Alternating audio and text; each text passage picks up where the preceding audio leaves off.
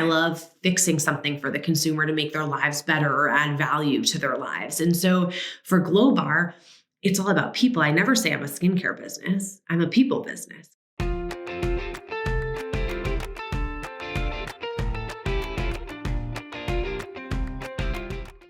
Hi, everyone. It's Kara Goldin from The Kara Goldin Show, and I'm super, super excited to have my next wonderful, wonderful founder and CEO as a guest. We have Rachel Liverman, who is the founder and CEO of Glowbar. And Glowbar is just this incredible place that is an innovative facial studio. We'll get into a little bit more about her business. But if you are not familiar with it, I had visited Glowbar in Tribeca, and she's got a bunch of other locations too, and that will get into that as well. But we're going to chat a bit more about why she started the business, just overall how the last few years have been going as well. And Glowbar, as I mentioned, is all about facial treatments and aesthetically designed formulas that are really eliminating kind of the overwhelming treatment menus and expense that you might feel like you need when you were going to a spa. And I can tell you firsthand that when I went with my daughter, it was just this amazing, quick experience that was totally awesome. So Rachel comes from a long line of estheticians, which we're going to chat a little bit more about that. Her grandmother actually founded the first esthetician school, I guess, in the U.S., the Katherine Hines Institute. Very, very cool. I want to hear more about that. And Glowbar was launched in summer of 2019, and now I have to confirm this with Rachel, but 12 locations, is that correct? Or we're working on 5 12 today. 5. Yeah, and we'll get to 12. Yeah. Eventually 12. Very, very cool. So welcome, Rachel. Thanks for coming on. Thank you. Thank you so much for having me. I'm so honored and so excited. And I actually am feeling bad that I don't have my hint water in front of me. I have my Glowbar Nalgene, but I ran out because we were supposed to chat so long ago. And I usually have my hint water throughout the day. So I'm just honored to be here and excited. We're thrilled, and drinking water is just fine. So we're really thrilled that you're doing that and staying hydrated as well. So let's go back to the beginning. Tell us a little bit more about how you got started. Did you always know that you were going to open up Glowbar? So yeah, in my heart of hearts, I always knew that I would open up Glowbar or have my own business. I had played around with a few entrepreneurial endeavors before starting Glowbar, as far back as opening when I was like 5 or 6, my own little wax salon, as my mom would say. She probably has those business cards then. And then I opened a store on my college's campus actually during undergrad. But yes, I've always known I wanted my own business, and I always knew it would be in skincare because of my family's legacy. As you mentioned, my grandmother, Katherine Hines, started the first accredited aesthetic school in the country in the 70s. And so I come from a long line of entrepreneurs, but also people that were passionate about skincare. So it's always felt right to me. That's awesome. And your mom is still working in that business, right? Yeah, she still owns the company today. So I'm a 3rd generation skincare entrepreneur, you could call me, I suppose. That's amazing. So take me sort of through your own kind of experience. So you spent some time there, and where did you go from that experience? Yeah, so I did a small stint working for my family's business after undergrad. And I started working for at the time, a small startup called Birchbox. I was one of their first employees. And I started there on the partnerships team. So any product that was inside the box, I was helping to source. And so I was quite young in my career at the time, but it was such an amazing opportunity. I like to say it was like my MBA. I was learning how to work with all of the beauty brands in Manhattan and LA and sell to them this concept of Birchbox. I was there through Series B. It was the most incredible experience ever. I built the strongest network, went on to work for a few other beauty brands before starting Glowbar. But really, like you had mentioned, like I knew I wanted my own business. I knew I wanted to reinvent skincare. And the main reason for that was I wasn't taking care of my skincare. So someone who grew up in skincare, my grandmother, my mom always asked me, are you getting facials? Like what's going on over there? And I would always say no. And I really started to ask myself, like, why don't I take care of my skin? I'm kind of like the cobbler's son with no shoes. And so, I really determined what those pain points were for me and said, well, can I solve for these and create something that other consumers love and appreciate and adds value to their life? And so that's how Glowbar came to be. I talked to a number of people who are in college or just getting started. And they, I frequently suggest to people that going and working for an entrepreneur, you learn much more than you ever thought that you would, from even the beginning, and just supporting an entrepreneur, supporting a product that you really believe in a company. Obviously, you mentioned Birchbox, but what do you think was the most surprising thing that you learned in actually going and working at a startup? First of all, so much, like exactly what you said, which is you learn just every single day, like the most simple things, small things, like how you write the best email to get in front of someone through a cold email. I remember Katya, the founder, I asked her to forward me an email of hers, and I used that as a template for 4 years. Truly. So small things like that. But I think the biggest thing for me as an entrepreneur starting my own business and making these big decisions that you have to make when you're running something is really how to scale an organization and when to hire more people and to grow and at what pace you should grow a company. I really was able to watch Birchbox grow from 10 people to over 250 people. And you learn a lot during that, good, bad, amazing, huge successes, and then also some of the challenges that you're faced with there. And so, what I take into Glowbar is I always talk to the team about, we have to always ensure at every stage of growth that our foundation is really, really strong and has no cracks in the foundation. And I always tell the team, I'm like, we're building a mansion. We're building a castle. Don't get me wrong. We're going to get there. But we have to start with a ranch house first and then check to make sure that that foundation is really strong. Then we can add an addition onto the house. And then we have to go back and check that that foundation is strong. And I think, unfortunately or fortunately, you learn from mistakes that are made or not even, they're just learnings, right? There's no such thing as a mistake. It's just a learning. And so at working for startups, I just learned that if you scale your team too fast, your business too fast, you're going to have really solid cracks in the foundation, and they're really hard to fix if you get too big too fast. So you went from kind of growing up in a services business, I guess, right? Watching your grandmother, watching your mom. Mm-hmm. You then worked in the company, but then you went to work for more of physical goods companies. So did you always know that you were going to sort of mix the two of those? And sort of what was the point when you decided, okay, I'm going to go do this? Yeah. So I've always loved tangible businesses. So Birchbox, even though we were the first subscription model and really a tech company, if you think about the tech operation behind Birchbox. It was the algorithm to make sure that you, Kara, got the best box suited for you and your beauty needs is really advanced. But it still had a box element. And I could sit at my desk and say, okay, in this box, we're going to put this little sample, or, it was still a very tangible product. And then they also had brick and mortar, which I was a part of launching.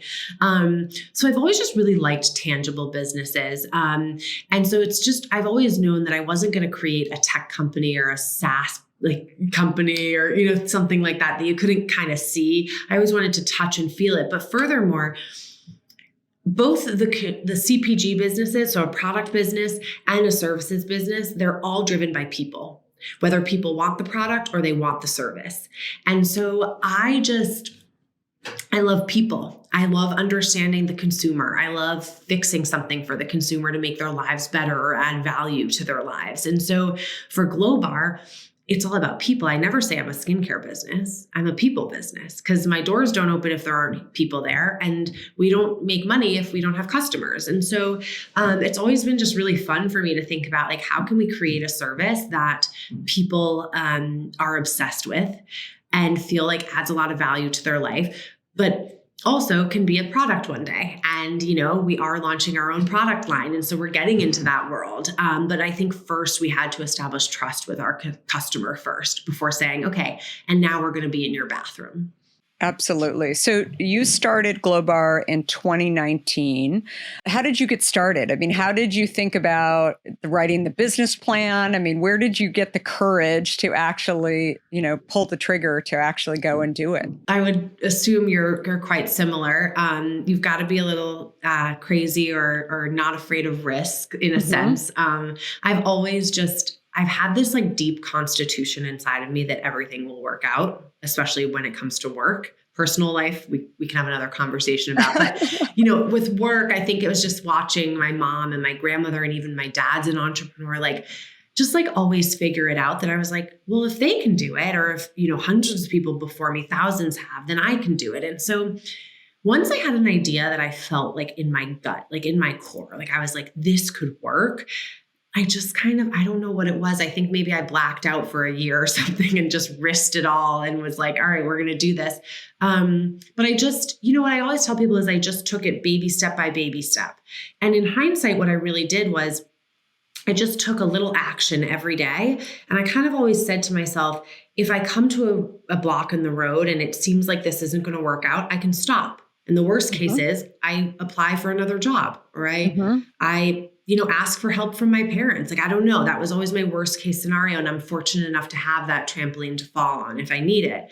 But I just always took little steps. And with Glowbar, unlike other businesses I had tried to start, everything always kept working out. And, even for example, Glowbar as a brand name, I got it trademarked. The name Glowbar, it was just amazing. And I was able to get the trademark in 50 countries. And so little things like that, when those things start to work, it signaled to me, okay, you're on to something, and keep moving the machine forward. And we just had, until COVID, truly, we didn't really come up against any real significant challenges. So for those who are not familiar with Glowbar, I gave it a little bit of an intro, but why don't you explain it from the founders' mouth, exactly what is it, and what was your dream, and what was your mission in creating this? So the dream was always to help people feel confident in their own skin. And that's our mission today. It's quite simple. We help people feel confident. It's a feeling. It's not like a thing. And Glowbar came from three main pain points that I experienced in the professional skincare space, which is time, money, and trust. Facials were really lengthy in time, so an hour and a half on average. They're about $150 on average, if not more. And everyone does facials these days. Your nail salon does facials, and then you have, these resorts and spas that also do facials along with massages and hair and nails. And the customer didn't really know who to trust. And I was one of those customers before Glowbar. I lived in Manhattan, the best city in the world, as some say, and I didn't even know where to get a facial. And so Glowbar solves for those. And that was my vision always. And so Glowbar is a new skincare concept in New York and Connecticut. And we do 30-minute only, highly effective, custom professional facials. And the way we do that is we have taken out all the fluff of the traditional facial. So things we don't do in a Glowbar treatment are wash your face for you. We know you as a very smart customer and consumer these days that's highly knowledgeable in skincare, knows how to wash your own face. So we have this beautiful wash bar. You come, you wash your own face for us. We also don't do any massage. So it's not, our focus is on results, not like a relaxing, spa experience necessarily. And then we also don't steam. So we have other ways to get the skin prepared for safe and effective extractions. So those are some of the things we took out. And so today we have 5 studios here in New York and Connecticut, and we are expanding nationwide in the coming years. That's awesome. How have you made Glowbar stand out amongst, the spas? I mean, obviously making it simple, right? And affordable. I think that, and quality is definitely there. But how do you get the word out about Glowbar? So lucky for us, we've grown organically to date. And what I always say is our customer is our best marketing channel. So your face after a Glowbar treatment is what's going to get the word out there. Specifically women like me and my friends, especially, you go to dinner or brunch and the first thing someone asks is, oh my God, your skin looks amazing. What are you doing different? And if that person has been to Glowbar, that's a really great way for me to reach 5 women at a dinner table that are highly engaged in how to get that effect. We also have made Glowbar a beautiful place to come to. It's not the most beautiful. It wasn't built just to be an Instagram moment, but it's beautiful. It's clean. It's simple, like you said. There are these moments where the consumer really appreciates that we have custom wallpaper on the wall that is, inspired by skin under a microscope. It's really cool. It looks awesome in a photo. It is neat. It's really intentional. And so, but at the end of the day, they can love our space. They can even love our team. But if their treatment isn't amazing, they're not going to tell anyone about it. And so what we put all of our effort into is the experience. So the hospitality element of when you walk into Glowbar and making sure someone looks you in the eye and says, hi, Kara, welcome to Glowbar. And then how your experience is in the treatment room. Did your goals get accomplished with us? And if not, we need to do something about that. And so I think it's just about experience. Human beings want to be seen and heard. And so we make sure to do just that with every client that comes through our doors. So true. So can you share a story in building Glowbar where you felt like you faced a big challenge or that you just weren't really sure how you were going to get through that time? Hopefully you did, and you learned a lot of things. I'd love to hear more from you. Yeah, I thought about this a lot, and I love that you ask people this question. Because I think it's actually more important to talk about the challenges to help people learn, because I can sit here and tell you that everything's been amazing. We grew organically. We have 5 locations in just 2 years. And I'm like, that's a boring story. That's easy, on to the next. So I thought a lot about this, and I think the answer that's almost the easiest, which I was like, I don't want to give her the obvious answer or this obvious story, but it is the most impactful. And it's something that has been challenging for 2 years now, which is COVID. And I know that might be the obvious story, but when you start a business like I did, especially a brick and mortar retail business, it's already a really challenging, industry to be in. You're managing 4 walls. Every business is hard. I always tell people that. I'm like, it doesn't matter what kind of business you have. You face similar challenges, and it's that similar pressure and stress. But the 4-wall business is just inherently more challenging. And we opened in June 2019, and exactly 9 months later, we were closed for COVID. And I was a new founder, right? I had never run a company before. And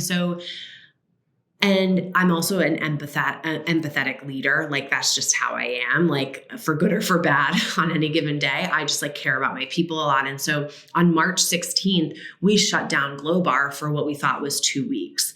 And the challenge that posed to a brick and mortar business like ours is that we couldn't necessarily fully pivot to online. We are a services business innately. That's what we built. That's what we knew. That's what we built everything to do. And so, the first challenge there was just how we were going to make sure that our team of people that believed in the company just 9 months before really felt cared for and that we did what was best to them. But unfortunately, to keep the business alive, we did have to lay off the team for a period of time. And that was a really hard first month managing COVID. But then the challenge thereafter was just how we were going to survive being closed for 6 months. And we couldn't pivot to just doing online. You can't do facials online. That's why I say I have a people business, not a skincare business, because without people, we can't do what Glowbar was built to do. And so we had to, pivot in a small way to just doing skincare consultations. So what we decided to do was say, we can't be there with our hands on you, but we can have Zoom meetings all day long and talk to you about what skincare challenges you're facing at home, what we can help with. And then we were shipping product. So I actually brought all of my retail product from Tribeca to my home, and I would have skincare consults all day during our 6-month closure, and basically prescribe people their skincare routine and ship it to them. And we were able to sustain our product revenue every single month doing that. And it was just so amazing to see people support us in that respect and come to us for product, knowing that that wasn't our primary business. We're not an e-commerce business necessarily. So that was challenging. But I think from the business standpoint, what was challenging was how we were going to create a clear path to be able to reopen. And how I was going to be able to afford being closed for 6 months, and what changes I needed to make to be able to basically hoard our cash to help us throughout the closure.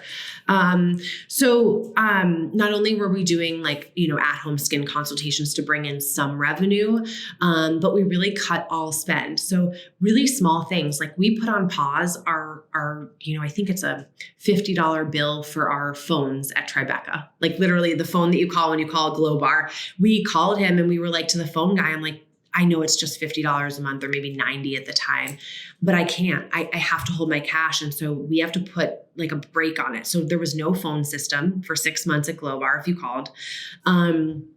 We put every stop payment on everything. We just had to and had to have really hard conversations.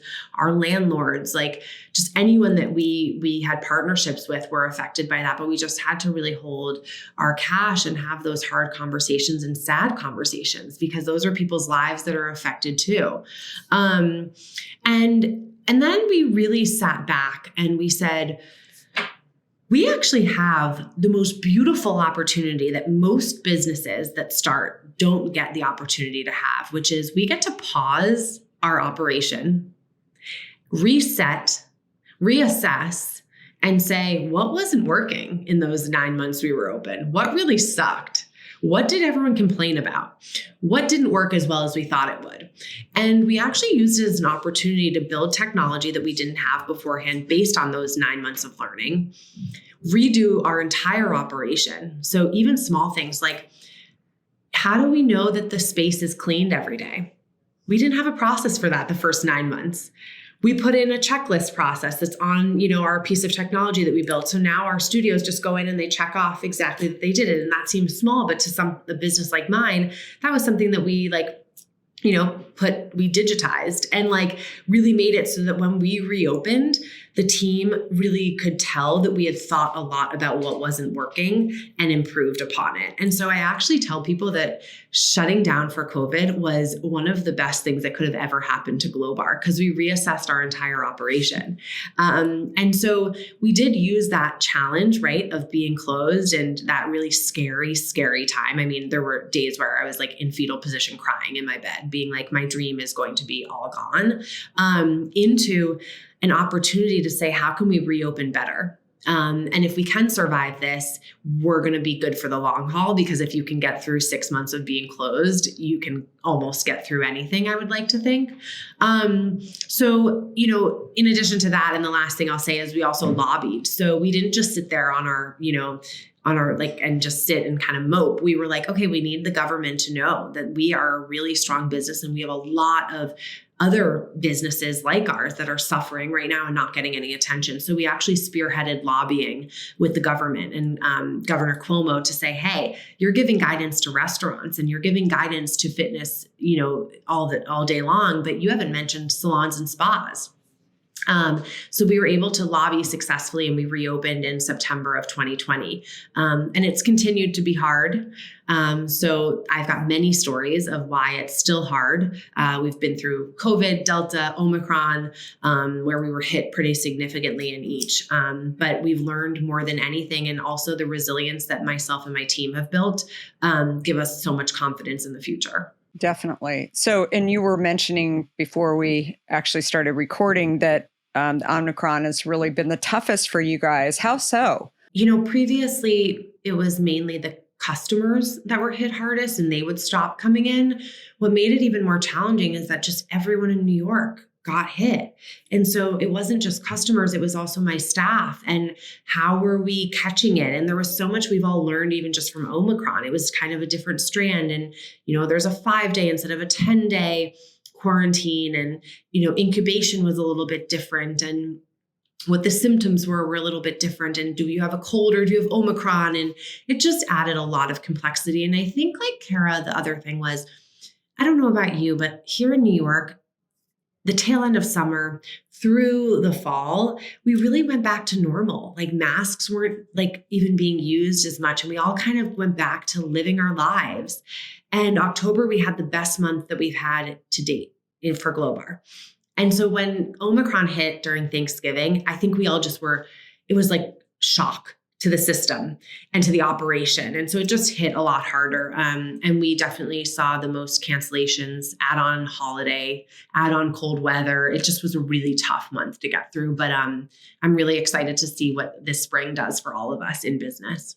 Yeah, I feel like, especially even with events, I think more and more events are starting. I was talking to a friend of mine who runs a big event company in New York City, and she said April is like, people are really looking at moving forward and trying to get, as soon as the weather starts getting a little bit warmer. So hopefully we'll get rid of this variant, and there won't be any additional variants coming for sure for, everybody's businesses, and hopefully we'll be able to keep moving forward. So, well, I love your story, and I love that you've shared all the challenging times, and I mean, definitely staying in touch with the consumer and from the beginning, but also through their journey too, I think is so key in any business. And clearly you're in the services business that, you've shown that is just really, really key. And I love too that you have also shared that, there's times that you just can't even prepare for, that you just have to still show up and be an empathetic leader and try and figure things out. And I think that those end up being the best leaders, the most successful leaders today. And so clearly you have definitely shown that. So thank you so much for sharing all with us for sure. And tell all the listeners a little bit more about how they can find you, how they can find Glowbar. Where are your locations exactly? You've got 5 right now. Yeah. So we're in New York City, in Tribeca and Upper East Side, in Williamsburg, Roslyn, New York, and Long Island, and Westport, Connecticut. Awesome. And we'll be opening more in the tri-state area this year and next. So we're very excited. And you can find Glowbar on Instagram at Glowbar, Glowbar, and on our website, Get Glowbar. And you can also say hi to me at Rachelista. I love hearing from anyone and everyone. Very, very cool. Well, thank you so much, Rachel. And your story, as I said, is just an amazing entrepreneurial journey, and definitely so much to learn from you. I'm really excited to watch you grow in the future for sure. So thank you everybody for listening to this episode, and definitely please subscribe to the Kara Goldin Show. We have amazing guests like Rachel who come on and share their story, and please be sure to give this episode 5 stars. It really does make a difference in the algorithm, and definitely definitely find me on all social channels at Kara Goldin.